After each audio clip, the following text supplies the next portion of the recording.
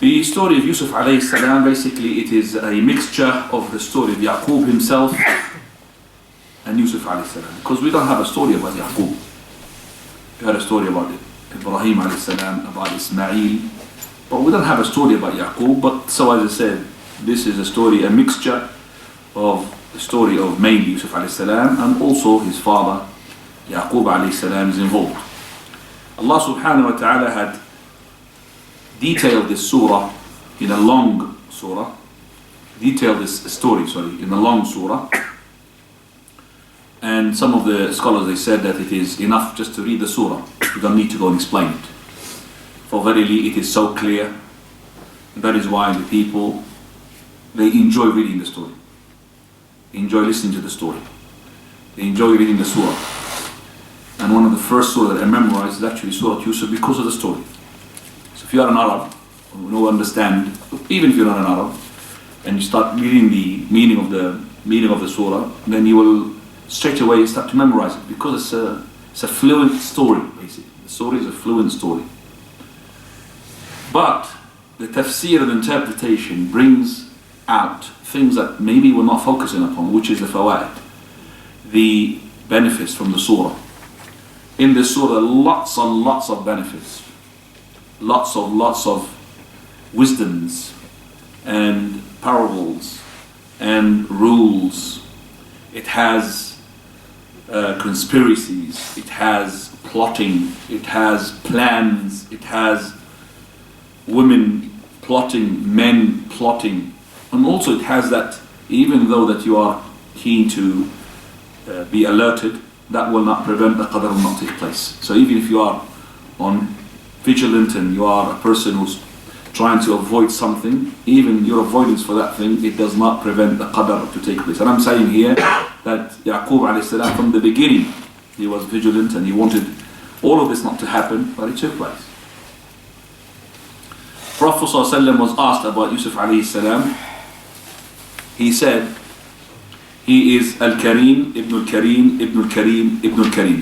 Kareem is mentioned 4 times. He is Al-Kareem, the noble, son of the noble, son of the noble, son of the noble. Al-Kareem, the noble, that's Yusuf alayhi salam. Son of the noble, that's Yaqub alayhi salam. Son of the noble, that's Ishaq alayhi salam. Son of the noble, that is Ibrahim alayhi salam. So we've got 4 prophets mentioned. Yusuf, Yaqub, Ishaq, and Ibrahim, may peace and blessings be upon all of them. The Prophet ﷺ, when he made the ascension to the heavens, al-Mi'raj, in there he went through the levels of the heavens. Level number 1, he met Adam alayhi salam. Level number 2, he met Isa alayhi salam and his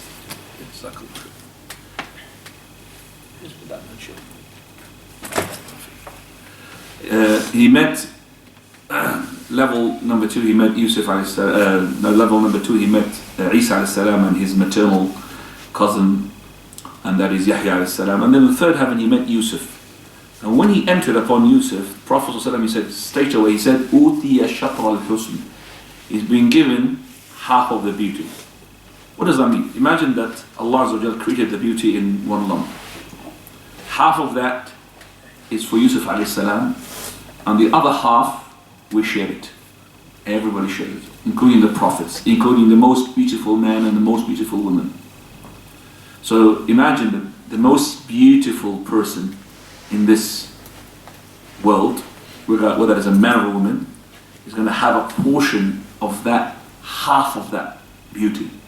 And the other half, all of that is to Yusuf alayhi salam. No wonder why in the story later on that the women, they have cut their hands because of his beauty. They forgot that they were cutting the fruit that they had. They forgot and they cut their hands, and then they said, "Ma hadha bashar," cannot be a human being. "In hadha illa malakun kareem," he must be a noble angel. They haven't seen angels, but we know that whenever we find somebody's beautiful, he looks like an angel. I don't think we've ever seen an angel, but he looks like an angel. For us, the angels are beautiful, and that is true. We know that the Prophet ﷺ, when Jibreel used to come to him, he used to come to him in the most beautiful face, Dihya al-Kalbi.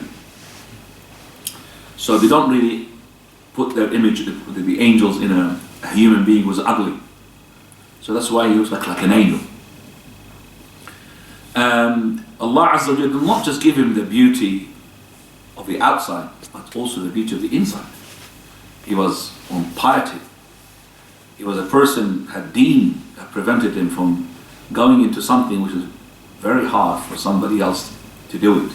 Even the Prophet ﷺ, he said, may Allah have mercy upon Yusuf alayhi, if I had the invitation to come out of the prison, I would have done so. But Yusuf, he wanted to stay in the prison until his innocence has been what? Exposed. And his innocence is known. He didn't want to go. He didn't want to go out. And Muhammad ﷺ said, if it was me, I would have gone out.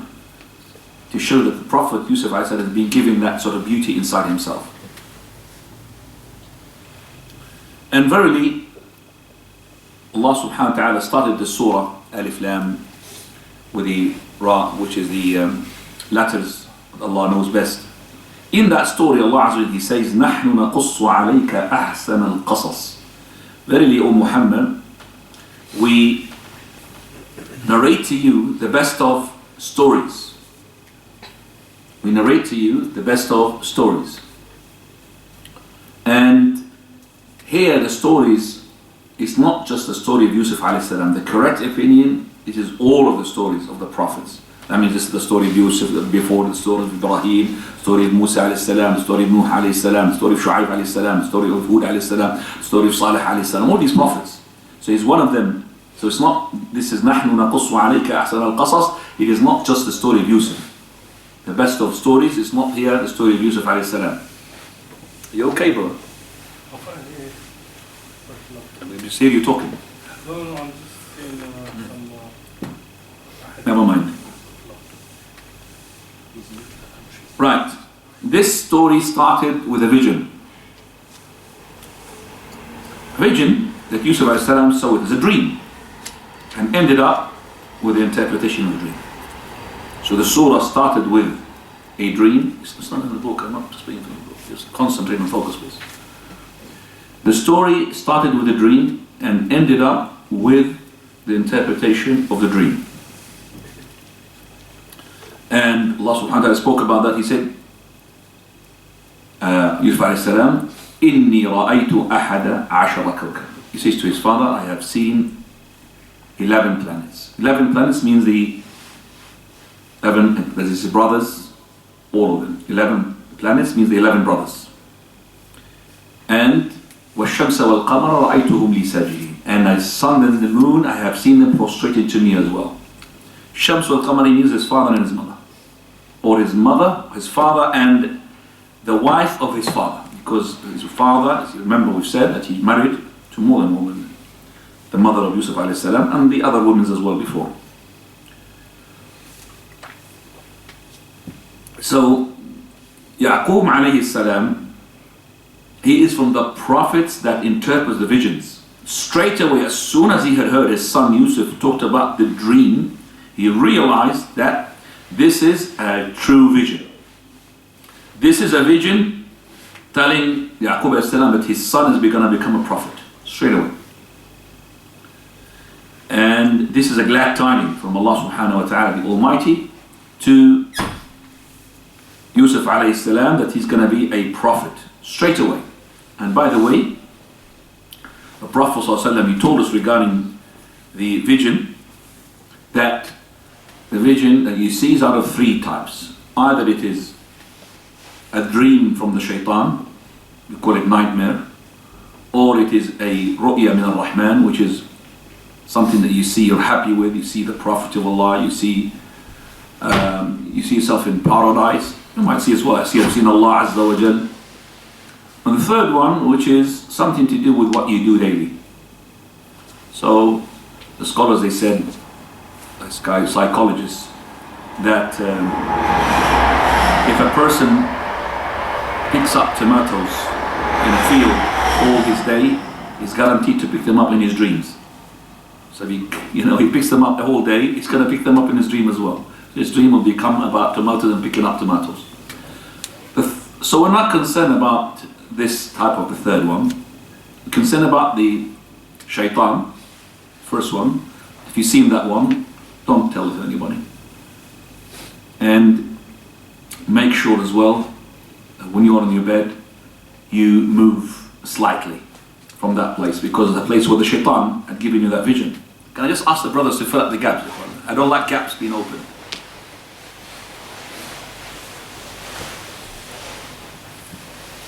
So, also the Prophet ﷺ told us to make spit on the left. The spit here means like, that's the one. Make sure that your wife is on your left. She's not on your left. So you spit on your left, and you seek refuge in Allah from the shaitan 3 times, and you seek refuge in Allah from what you have seen 3 times. So you seek refuge in Allah from the shaitan 3 times, and you seek refuge from what you have seen 3 times. You spit on your left 3 times. You move from your place slightly. You change the way that you sleep, as long as you don't sleep on your belly, or you don't sleep on your belly. You could sleep on your left, you could sleep on your right, but don't sleep on top of your belly, with your face down. And do not talk to anybody about it. That's called nightmare. Where you find, for example, anything could be a beast following you, or being bitten by a snake or a rat or whatever. The other one, which is the one that we're concerned about, is the vision from Allah. Vision from Allah Azza wa Jal. You've seen, for example, as I said, Allah subhanahu wa ta'ala. You've seen Allah, but we're not going to be describing. I have seen Allah come to me. Oh, mashallah, I'm not going to say anything, I'm not going to say describing, because there's no description for the Almighty. Allah spoke to me. Alhamdulillah. Or you've seen the Prophet ﷺ in his image, and that is as well a dream which is true. You've seen the Prophet of Allah, and to describe him, you tell me, for example, he is a Prophet, mashallah, looking like, with beard and everything, mashallah, tabarakallah.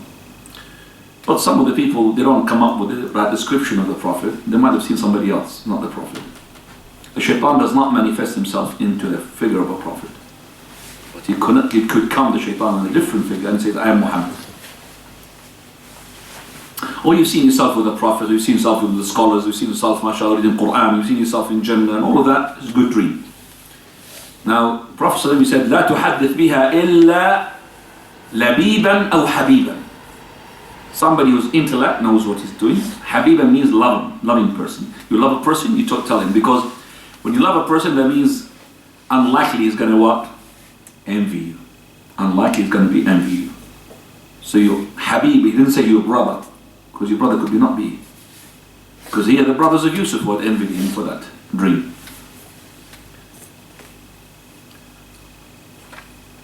So basically, when you see a dream, good one, you say to somebody who is knowledgeable, labib, لا تقصوا رؤياكم إلا على عالم أو ناصح. عالم, scholar, or ناصح, an advisor. He tells you. Because the interpretation of the dream is very important. It could be dangerous.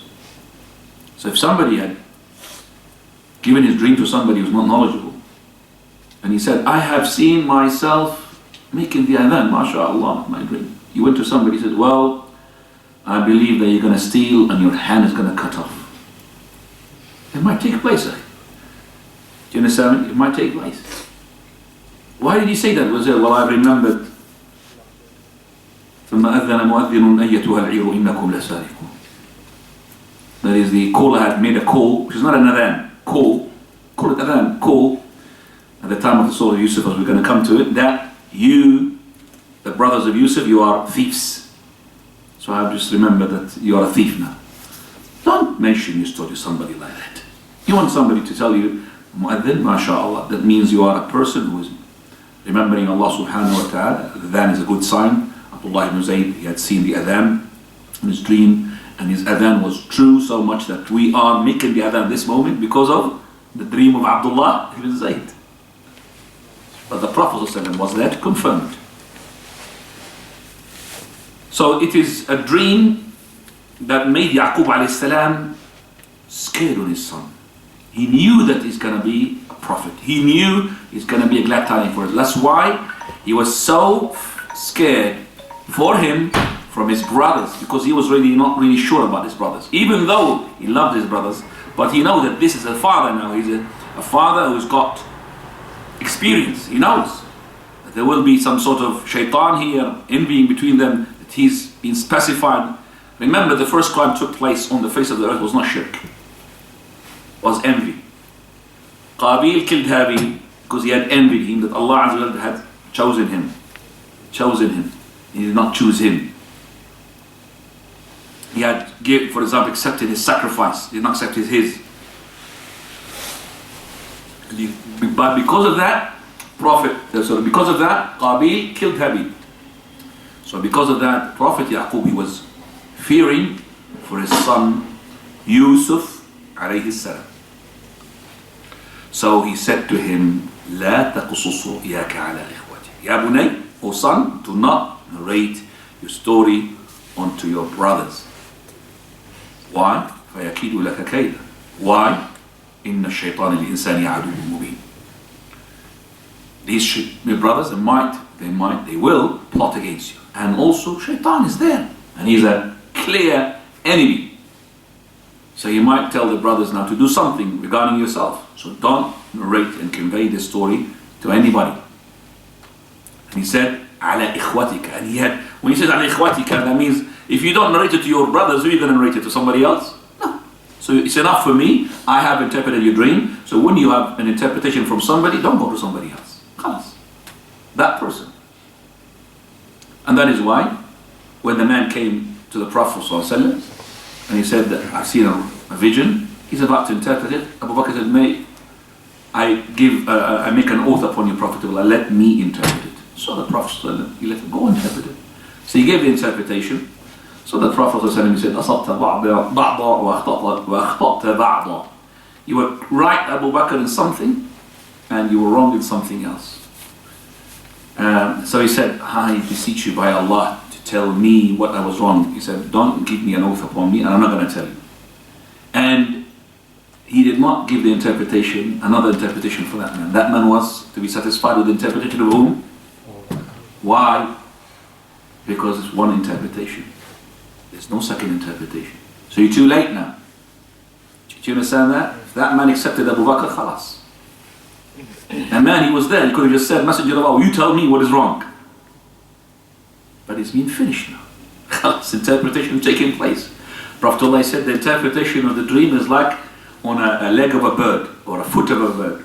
He's flying with it. That's the dream. Once you interpret it, that bird will land on that interpretation.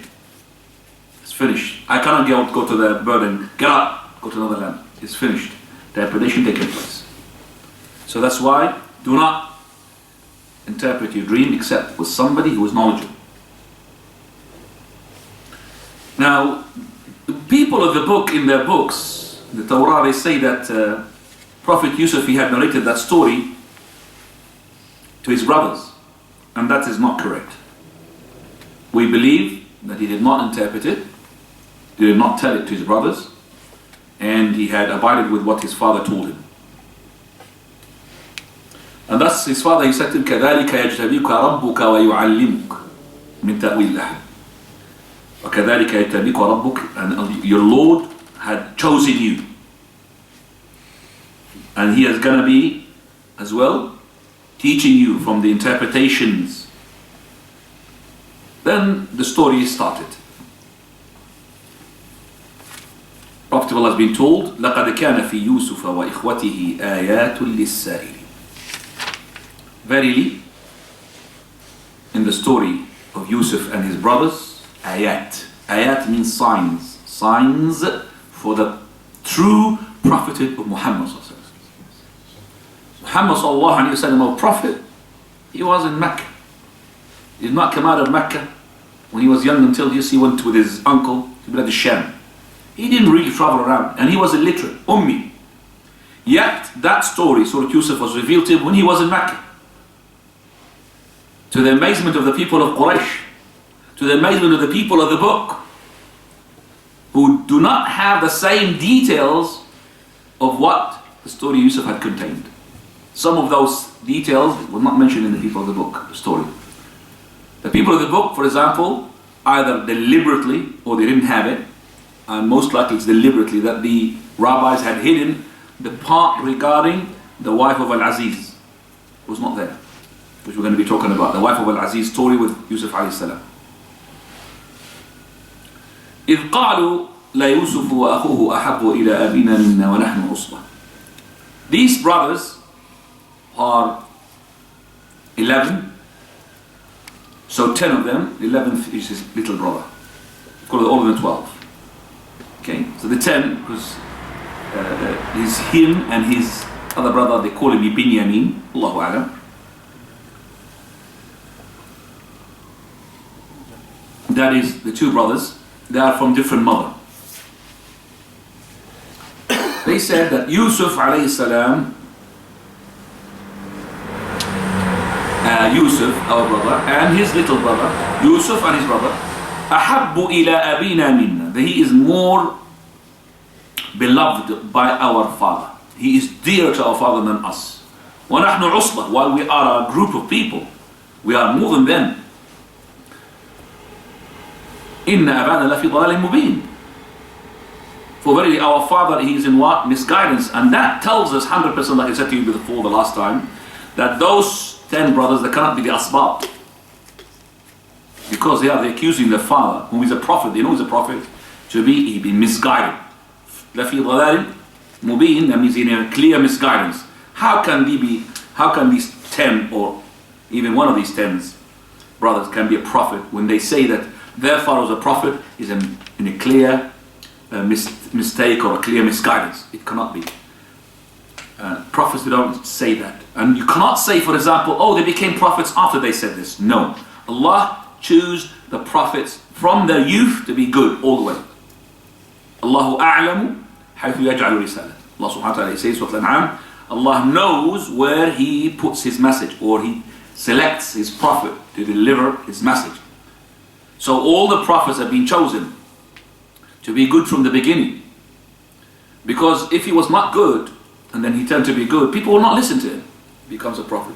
You are telling us to stop stealing and you were a thief before you became a prophet? Nobody will listen to him. Yes? So it means that the prophets are to be well chosen.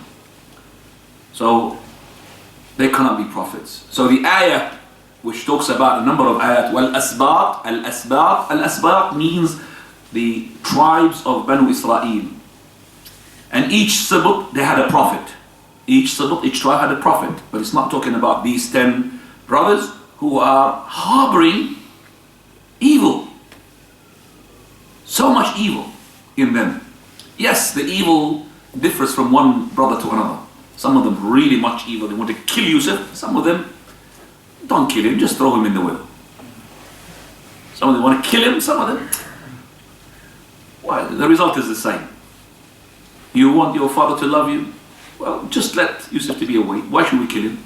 Huh? Let him to be away from his face. Throw him in the well and don't kill him. So that's the one we could say the most pious amongst them. The most pious amongst the criminals. طيب. So the question is, was Yusuf the most beloved to Yaqub? Yes, he was. So the question, why? Should we be fair and balanced in our love? The answer comes from 6 points of view. First one, the love of the heart is something which is called fitra, instinct.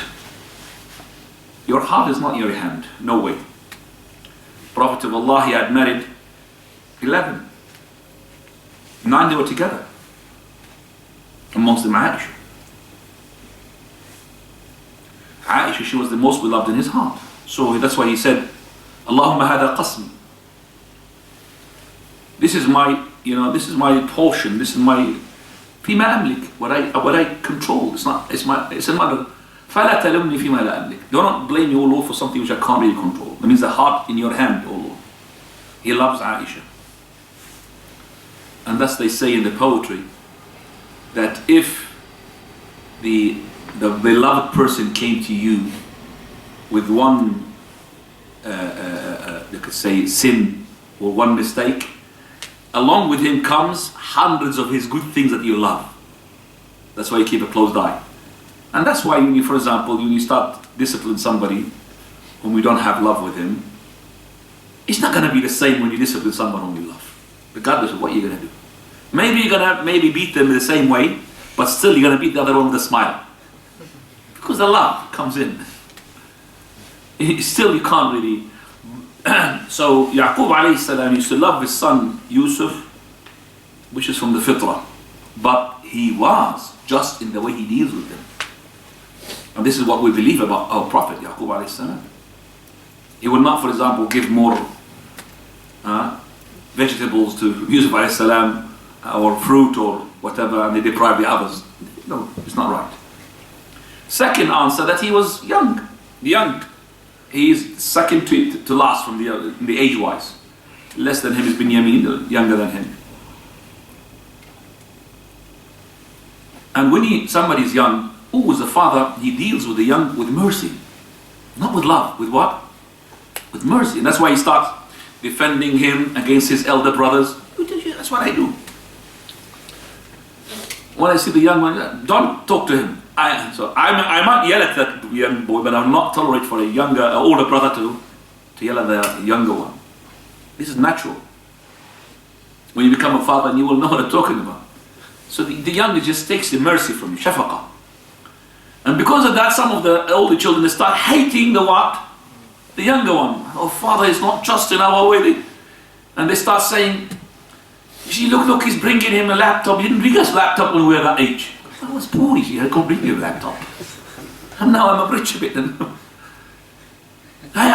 giving them a mobile. I had never had a mobile when I was that age. Well, there was no mobile at your age. There was bricks. Talking about that big mobile. Remember that one? The Nokia one. I used to have one. Which was like, you hit somebody with it. But it's not really what they think is wrong. Wallah, it's absolutely wrong. This is out of the mercy. The young is just the mercy. Deal with him. That's why you want to protect him. Third answer is that it is true. It was said to a man, who is the most dearest son to you? He said, the one who is traveling. He's a traveler now, until he comes back. So while he's traveling, he's what? The most dearest, because he's not there. So, and the one who's ill until he gets cured. True, when he gets ill, he's dear to you. And the one who's young until he gets old. True or not? That's true. So when he's young, that's why when the grandfather would have a grandson, he starts loving him more than he loves his own son. Because his son now, he's not like the innocence that little child has. Fourth answer, Yusuf alayhi salam, he had some marks of politeness, love, and cleverness, dutifulness to his father. Yaqub said he had seen all of these characteristics, and that makes him, dearer to him. Also, Prophet Yaqub alayhi salam, straight away he knew from the interpretation of that dream, from the dream of Yusuf alayhi salam, that he's going to be a prophet, and because of that he has to protect him somehow. Going to be a prophet. And the last answer, that's what I said regarding that when Allah subhanahu wa ta'ala talks about the interpretation of the dream taking place, رَفَعَ أَبَوَيْهِ عَلَى الْعَرْشِ, when he had lifted up his two parents above the throne. Abawayhi here, it could be, they said, his father, not his mother, that is the wife of his father. His mother is already died. Because he became an orphan, because he lost his mother, then the father starts to substitute that sort of love that he's missing. That's another answer. If it's true, then it is a very strong answer. Once the child has got no mother, and he's been brought up along his brothers who have their mothers alive, you tend to be what? More loving towards that son. And that could be because of that. It's not because they are from a mother whom Yaqub loves more, so he loves her children. Because you remember the story we talked about last time, that what Yaqub alayhi salam had married, and Rahila is the one which is the mother of Yusuf, they call it. This is the people of the book story. And she didn't have children, and all the other ones had children, and then Allah, He made a dua for her to have children. She had children, that's why they became the most beloved of children to him. Allahu A'lam, but we can't say that the Prophet would start to differentiate between his sons because of he loves them because of their mother. No, that's not correct. Prophets don't do that. And the Prophet ﷺ indicates this very well by the story of Nu'man ibn Bashir, whom the Prophet ﷺ had spoken to his father. And Nu'man, he says, when I was young, my mother, she kept nagging on my father. Give him an orchard, give him something, give him something. I mean, specify him with a property. After 1 year had given him. So he said, okay, I'll give him such and such orchard, or such and such slave. Both narrations were authentic. So she said, no, until you make the Prophet to be a witness for that. So she wanted to know if that is legal, and she wanted as well that her husband will not change his mind. So Nu'man, he says, I remember when my father carried me on his shoulders and he took me to the Prophet. He said, Messenger of Allah, I want you to be a witness. For what? He said. And I've given my son this, and he's pointing to a Nu'man, such and such orchard or such and such slave. Prophet of Allah, he said, do you have any other sons? He says, yes. Did you give him the same? He said, no. He said, well, don't make me a witness to somebody else.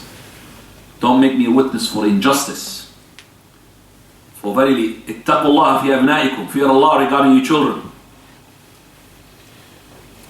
I'dilu, be just between your children. Then he says to him, don't you want your children to be righteous to you in the same way, the same level? He said, yes. Well, he said, well, you have to be as well, the same way you're giving them the same, so you can receive the same usefulness and bir. So the Prophet ﷺ did not approve such giving to Nu'man radiallahu anhu. From that very strong hadith, we understand now that it's not allowed for the father to give out of righteousness or bir to a child where he does not give the others. And here the Prophet of Allah, he did not say how many males and how many females. Do you have other children? He said, yes. Did you give them the same? He said, no. So that means when you give while you're alive, you give the same. So if I give a piece of land to my son when I'm alive, I have to give the same piece of land to my daughter. Okay? If I'm going to give that one, I'm going to give that to daughter. Same one, not half of the land. Half, the share is after your death. Then Allah's law of inheritance will take place. But now, they're alive. The Prophet of Allah said, "I'dilu bayna abnaikum." Be just between your children. Just like you've given him a land, you give her a land. Just like Abu Bakr, he wanted to give Aisha a land. He's not to specify her brother more than her. And that is in contrast to some of the scholars' opinion, where they say that you give them half, which we don't find a proof for that, apart from their ijtihad, saying that the most just division is the division of Allah. Yeah, that's after you die. But before your death, Allah Azza wa Jalla had given you the right to give whoever you like from your inheritance, from your money, as long as you don't make injustice.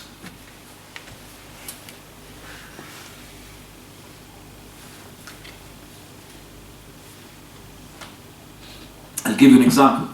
If you have 4 wives, you divorce one, and you decided that I'm going to be, before I die, because my wives, I've got children now, they're going to inherit 1/8 of the inheritance after I die.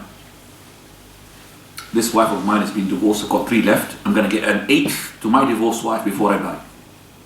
That she would be what? Equivalent to those after my death. After my death, that wife which has been divorced, she's going to get nothing, except for that 1/8 that you've given her when you are what? It would be injustice after your death to give her. But there will be justice to give her before you die if you wanted. طيب شيخي من الهواء أنا أحتاج إلى هواء لأن الحرارة ولعت عندي. خلاص هي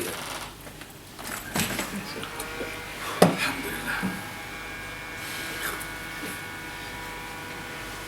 ما تحسوا بالحرارة؟ أنا أحس الهواء وقف عندي خلاص. يمكن هذا اللي يا فيصل. We need fans, you know. I don't have fans. Just fans, you know. Wallah, we ask nothing more than fans. We have fans.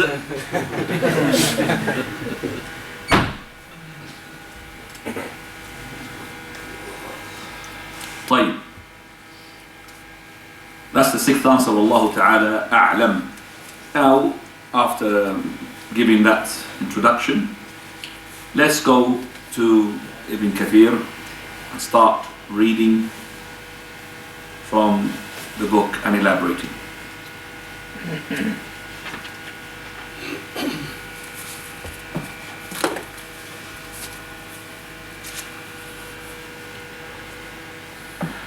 Bismillah, the story of Yusuf alayhi salam. Allah has revealed in His honor a surah in the Quran so that people could contemplate upon what it contained of wisdom, admonition, lessons and manners. He says,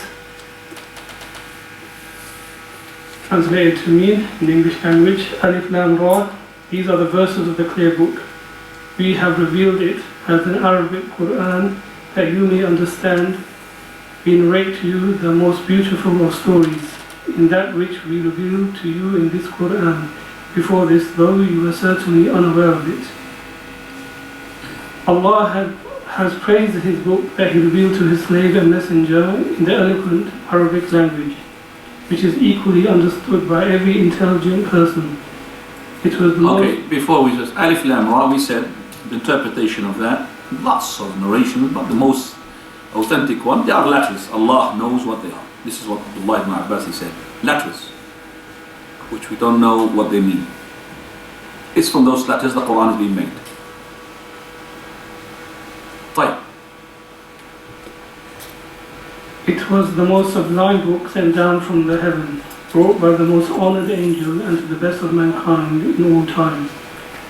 When the Quranic context is about past history or future events, it mentions them in the most beautiful way and apparent manner, so that the truth and lessons may become clearer and the falsehood is refuted. And when it is about injunctions and rulings, then it brings us the most just sharia and clear path.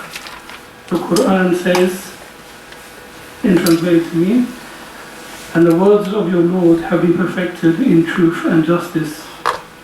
Truth in its narration of history and just in its injunctions, and that is why Allah said, translate to me, we narrate to you the most beautiful of stories in that which we reveal to you in this Quran, even though before this you were certainly unaware of it.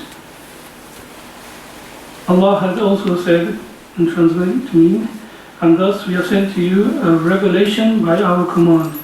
We did not know what was the book and what was the faith, Iman, but we made it a light by which we guide whoever we please of our slaves. And you are surely guided towards the straight path, the way of Allah, to whom belongs all that is in the heavens and the earth. Indeed, to Allah do all things return. It is also says in Surah Taha, translating to me in English, thus do we relate to you the tidings of what has gone before you, and indeed we have given you a reminder, i.e. this Quran, from us. Whoever turns aside from it on the day of resurrection, he shall bear a burden, abiding therein forever, and evil will be that burden for them on the day of resurrection. What is meant is that whoever turned himself away from this Quran and followed other books for guidance, then he will make himself vulnerable to this divine threat. And is also narrated in a hadith by Ali ibn Abu Talib radiallahu anhu, whoever sought guidance from books other than the Quran, Allah will lead him astray. Imam Ahmed has narrated from Jabir radiallahu anhu, Again, what is it? whoever sought guidance from books other than the Quran, Allah will lead him astray.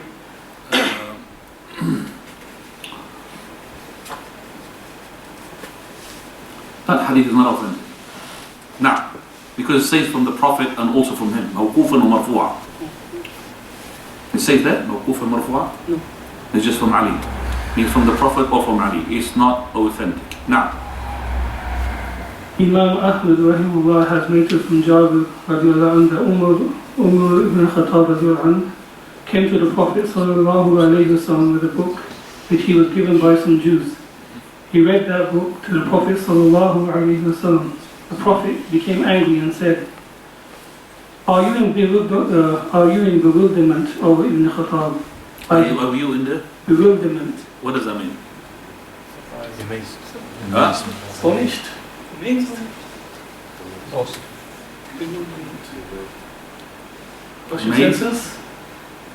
It's almost like You know when a person gives an impulsive answer without forethoughts, that's the mutahawwikun, you are basically doing something without seeing the consequences. Mutahawwikun, na'am. Are you in bewilderment, O Ibn Khattab? By him in whose hand is my soul, I have indeed brought to you a religion white and pure. Do not ask them about anything, because if you do, they may tell you something right and you may deny it, or they may tell you something false and you may believe it. By him in whose hand is my soul, if Musa were to be alive, it wouldn't have been permissible for him except to follow me. Prophetic. Well, this hadith I want you to understand it in the right proper manner. First of all, this is now Umar al-Khattab is holding a piece of the book, which is the previous books, and you're holding it in the presence of whom? Prophet Muhammad. The Prophet of Allah is to be the last and final revelation. So what is the point of holding that? Number two, we need to know that it is not saying to us, it is not allowed at all. Now it's going to be freezing, but I'm just telling you, it's going to be freezing for the brothers. it's okay, we're awake now. I'm sure it's freezing for you guys. I'm sure. Sheikh, it's either going to kill us with cold or going to kill us. I just asked for a fan. I didn't ask for that. Can you tell me that? I'm asking two freezers here for a little, just a fan. Who is cold? Put his finger up, please. It's cold now, it's very cold. See, I'm not. I know what my body tells me. If I say it's cold, it's freezing. I don't need the fan though.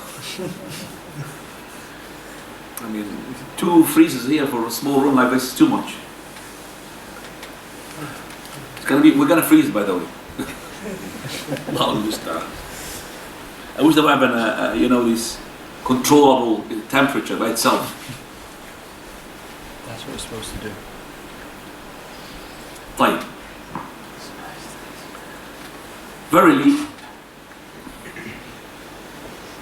it doesn't mean that we're not allowed to read in the books of the people of the book, for the sake of showing them from their own books that we are right, or showing them from their own books that you are wrong.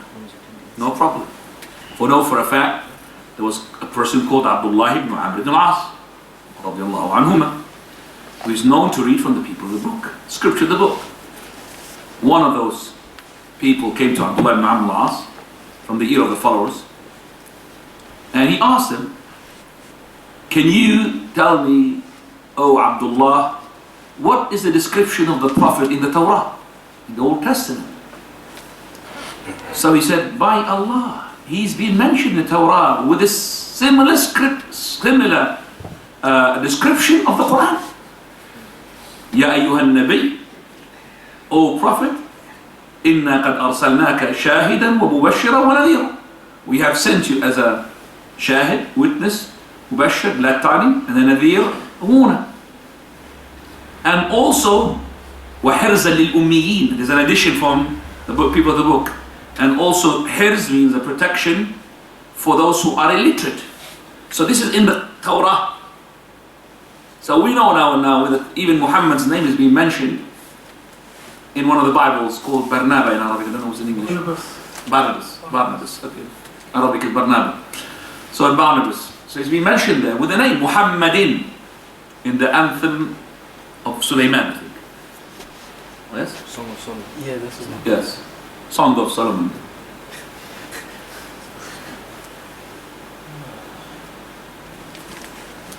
The person who just put the air conditioning in, let us use freezing like that. Switch it off, AC off, please. This is not really right. They're either cooking us or they're just freezing us. It's not right. Somebody has to be here. The fan will be. Just as I said, the fan. I didn't ask for this. It's freezing. I know it's freezing. Come get the remote. You got the remote. See, look, the brother is really having look. Come on. It's freezing. It is freezing. You get the fan as well on top of you, you'll be freezing. I just asked for a fan. Come on.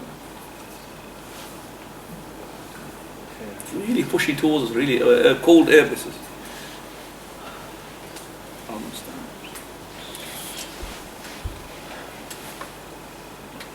This microphone is frozen. Can't even touch it. Okay, from now on, our class is going to be downstairs, brothers, okay? We're not going to be upstairs because people come downstairs as well. They don't know about the class.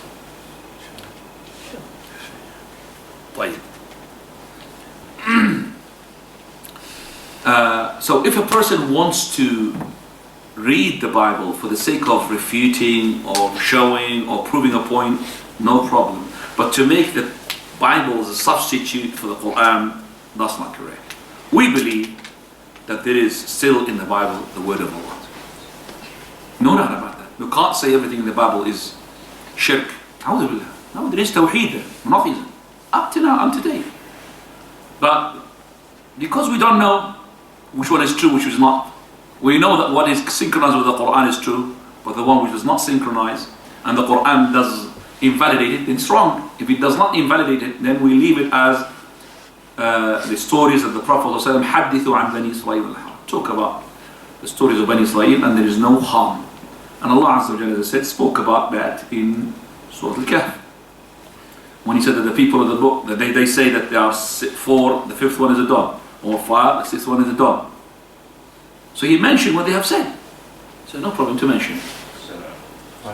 Fine. Continue, please.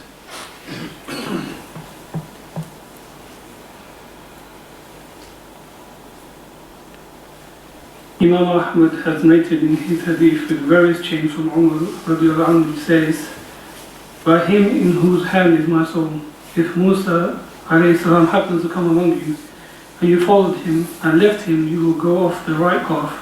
You are my share from mankind, and I am your share from among the prophets. And that is not authentic. Now, and this hadith is narrated with different chains and with different words. In some narrations it says that the Prophet ﷺ addressed people, and he said in his address, and that is not authentic. We're just going to skip that, please. Can you just skip that, okay? Is when he said, Yusuf said to his father, Ya Abati, O father, I have seen 11 planets, yes? 11 stars. Allah said in the translated English meaning, when Yusuf said to his father, O my father, I saw 11 stars and the sun and the moon. I saw them prostrating to me. He said, my son, do not relate your dream to your brothers, lest they devise against you. Surely Satan is to mankind an avowed enemy, and thus your Lord will choose you and will teach you the interpretation of speech and will complete His favours upon you and upon the family of Yaqub, as He completed it before on your fathers Ibrahim and Ishaq. Surely your Lord is all-knowing, all-wise. We have already mentioned that Yaqub had 12 male children, to whom all the children of Israel traced their origin, and Yusuf was the noblest and the most honoured among them. Some scholars are of the opinion that there was no prophet apart from Yusuf from among his brothers, and that his brothers did not receive any revelation. And that is correct. Now, you will see the apparent attitudes and behaviour his brothers displayed against him. It seems to be supporting this opinion strongly. Which Ibn Kathir says that it cannot be the asbat mentioned in the Quran. Those who said that they were prophets as well took their evidence from this verse, translated to mean, in which say we believed in Allah and what is revealed to us and what was revealed to Ibrahim and Ismail and Ishaq and Yaqub والأسباط. and 2 tribes. The holders of this opinion claim that it was Yusuf's brothers meant by asbab in the verse. However, this opinion is not strong. This is because what is meant by asbab is different towards what is meant by asbab is different nations and peoples of the children of Israel and those prophets who were sent among them. The notion that it was only Yusuf who was chosen for the prophethood is also supported by the fact that there is... I think you're mixing up sentences. You just make a full stop, please. You're mixing up them things. It doesn't make sense. So they have claimed those that they are the asbat. This is not a strong proof, because what is intended by the asbat are the tribes and the nations of Banu Israel, and there was and as well who the prophets who was amongst them, the ones who used to receive the revelation from the heavens. And also, what supports that Yusuf ﷺ is the one who has been specified amongst his brothers with the prophethood is that nothing there to indicate that one of his brothers is to be a prophet except for him. And Imam Ahmad, what's the hadith? He says from Abdullah ibn Umar. We can also support this by the hadith in which the Prophet ﷺ said, the noble son of the noble son of the noble son of the noble, Yusuf bin Yaqub bin Ishaq ibn Ibrahim. No. Exegetes say Yusuf. The ex what? Exegetes, that means the interpreters of the Quran. No. Say Yusuf had a dream in his childhood that 11 stars, which were an indication to his rest of his brothers, and the sun and the moon, who are indicated to his parents, no, were bowing down to him. And bowing down, by the way, that was allowed at that time, just like the angels bowed down to whom? It was allowed, bowing down, prostration, bowing, but not anymore. Now, Yusuf was awed by this dream. When he woke up, he related this dream to his father. His father concluded that his son would get high rank and position in this world and the hereafter, that even his father and brothers would bow down to him. Yaqub asked him to be quiet about his dream and not to relate it to his brothers, because if they knew about it, getting jealous of him, they may devise a plot to harm him. This is why in some athar it is said, seek help in fulfilling your needs by hiding it from others, because everyone who possesses a bounty is envied. Yeah, this is important to learn from that. That is basically the person, when he has something which is good, always try to make sure that you do it without telling anybody else. استعينوا على إنجاح حوائجكم بالكتمان. Help the fulfillment of your needs by not to disclose it. Keep it hidden. فإن كل ذي نعمة محسود. For every person who's got ni'mah, meaning bounty, Allah specified him with something, he will be under the envy, under the jealousy. So this is as well where we said that it is allowed for the person not to disclose what Allah specified him with because of the fear of the war, of the jealousy and the envy. And also, as well we learn from this, it is allowed for the person to warn his brother regarding something that he fears for him. Here the father warned his son for something that he feared for. This will not be a ghibah, backbiting. Because Yusuf ﷺ, when he was warned by Yaqub, it was not considered to be ghibah. He wanted to warn him, because in case that if you tell them this dream, they might envy you, jealous and plot harm against you because of that envy. Right, sorry, go ahead. It is mentioned by the people of the book that Yusuf mentioned his dream to his father and brother simultaneously, which is wrong from the Quranic point of view. And thus your Lord will choose you. No. And again, what did you say? Well, your last sentence, you just read it. It is mentioned by the people of the book that Yusuf... Okay, so the people of the book, that means the scripture of the Bible, the Torah, correct. That they said that he had narrated the story to his brother, he told the story to both father and And some of it as well, he told it not just to the father, and then later on he told it to his brothers, and both of it is incorrect. Now, and thus your Lord will choose you means that as your Lord had showed you this magnificent dream, if you could hide this dream, he would choose you for his other Prophet Yaqub is telling his son that if you keep that secret, then Allah will choose you. So you don't disclose this dream to anybody. Now, and will teach you the interpretation of speech, means he will make you understand the deep meanings and interpretation of dreams which others could not understand, and will complete his favors upon you, i.e. by sending down revelations to you, and upon the family of Yaqub, because of you they will be endowed by the goodness of this world and the hereafter, as he completed it before on your fathers Ibrahim and Ishaq. He will grant you prophethood and send you as a messenger, as he granted it to your fathers Yaqub, to your grandfather Ishaq, and to your great-grandfather Ibrahim alayhi salam. Surely your Lord is all-knowing, all-wise. As Allah had also said in another place, translated to me, Allah knows best where to place his message.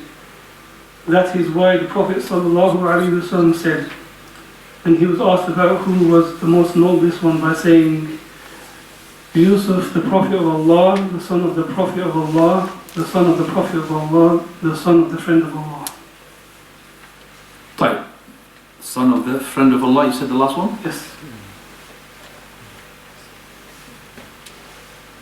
Yes, correct. And now we come into another subtitle, which is the brothers of Yusuf are plotting against their brother. Oh. Yusuf and his brothers. Surely in Yusuf and his brothers there are signs for those who seek truth. Okay, read now, read the verses, read the... Allah is drawing attention to the wisdom and lessons this story contained. He mentioned how the brothers of Yusuf became jealous of him because of their father's love for Yusuf and his brother, meaning Benjamin, more than them. His brother from the mother's word. Does it say that? شَقِيقُهُ لِأُمِّهِ. From his mother's side. Father and mother. Benjamin. Okay. They said that they were a greater and stronger group of brothers, and they should have been loved more than them for this reason. In their opinion, their father was clearly mistaken in his preference, as they said, surely our father is clearly deluded. In the heat of That's why you cannot be prophets to say that. No. In the heat of their jealousy, they gathered and consulted each other regarding what to do with Yusuf.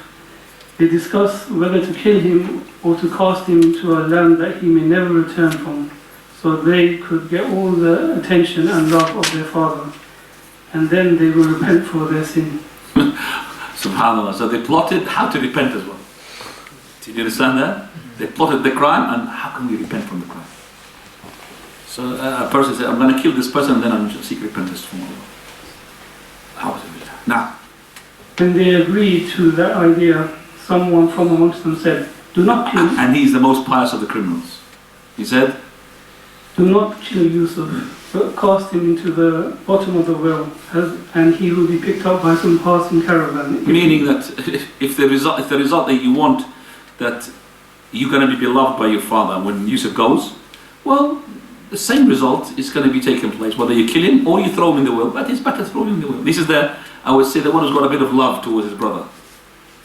He doesn't want to kill his brother. Fine. Mujahid said that it was Simeon, and Suddi said it was Judah. Allahu A'lam. This is not really known to us from Bani Israel. Now, what's his name, that person? Now. Qatada, Okay. Now. Ibn Ishaq said that it was the eldest of them, Rubin. Allahu A'lam. If you must do something, if you had to take any such step as you are discussing, then let it be what I have suggested, because it is better than to kill him or cast him to a land he may be unable to return from. They all came to agree to this opinion, and then... So they agreed.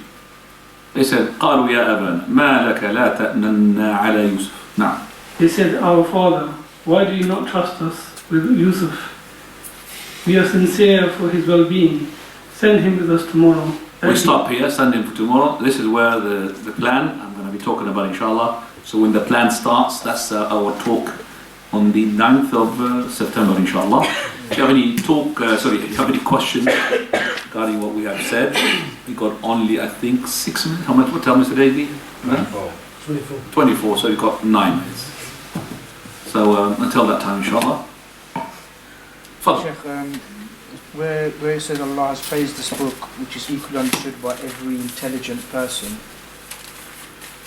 So is it like a prerequisite to be, in order to understand the Quran, to be intelligent? Where is that? The word intelligent, because I want to understand if the intelligent, I'm not really sure about it. Which ayah?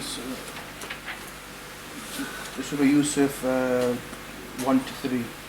Alif Lam Mim Ra. These are the مبين إنا أنزلناه قرآنا عربيا لعلكم تعقلون. Where is the ayah says intelligent? Maybe the author's version of that is interpreting as intelligent.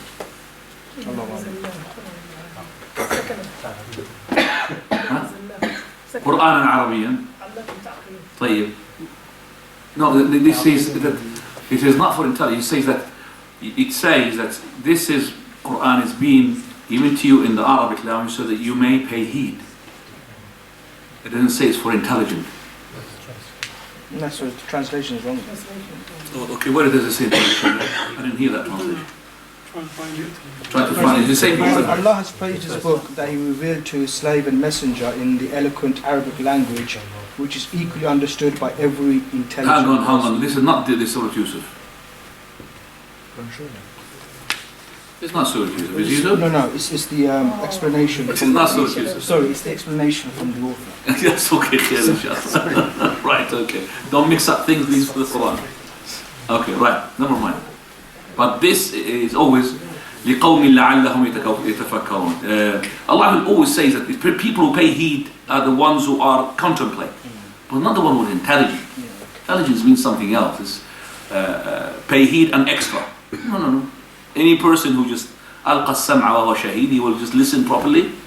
Okay? Even the most simplest man, he will. So you don't need to be a professor or a whatever, you know. Even some professors, they don't really understand. And some people, a floor sweeper, he understands and he breaches Islam. SubhanAllah. But, another question? Fadal. You mentioned that shirk wasn't the first sin, so when did shirk first occur? I said the shirk was not the first sin. So like The shirk, because when Adam was sent, it was monotheism for 1,000 years. But the shirk, the first shirk took where, Ahmed? Time of Nuh alayhi. That's the first shirk. So did Kabil find Tawheed? Oh yes, Qabil Tawheed, Habil Tawheed. But he killed his brother out of the envy, the jealousy. So Prophet of Allah said, from the time of Adam, 10 qurun, 10, that is 100 years, which is 1,000 years, they were upon Tawheed. And later on, the shirk came at the time where the people of Nuh alayhi salam started going extreme in glorifying those Wud wa Suwa' wa Yaghuth wa Ya'uq wa Nasr, and that extremism in their glorification, lingering around the graves, ended up in shirk. That's the first shirk. Now, Fadal. So you mentioned about the interpretation of the dreams. So what I understood is that it becomes true according to the interpretation, or shouldn't it be what the vision is supposed to be? What your question, can I repeat it because I can't really, I barely heard it. Are you saying that the interpretation of the dream is the one that will take place? Yeah. Yes, is that a question yours? Yeah. Okay. Of course, as long as it is somehow relevant. So if it has some relevance to the dream, then it will take place according to that interpretation by the will of Allah. But if it has no relevance whatsoever, and this guy just needs to go to a loony hospital, basically. So I say, for example, somebody came to you, then, I have seen yesterday in a myself sitting in a green land and eating from black thing. The green land, of course, grass and all of that. Eating the grapes, like it's in Jannah. He said, brother, I think you're going to eat chili naga. You know naga chilies? There's no link. Okay, naga chilies and alright. So this is some interpretation. That's why Abu Bakr, when he interpreted the dream in front of the Prophet regarding that man, when he saw the honey dripping down from the heavens, he gave some interpretation, but it was not 100% correct. He said, أصبت بعضا وأخطأت بعضا. If you were correct in some, not correct. But he did not correct what was wrong. Even Abu Bakr said, I sacrificed my father and my mother for you, Messenger of Allah. By Allah, you tell me. He said, don't give me an oath on me. You know, oath is not going to bite me. I'm not going to tell you. That man, this is the story, that man did not ask as well. He didn't ask Messenger of Allah, what was he wrong in? Because the interpretation had been taking place. Khalas. That's why you go to somebody who can interpret the dream properly.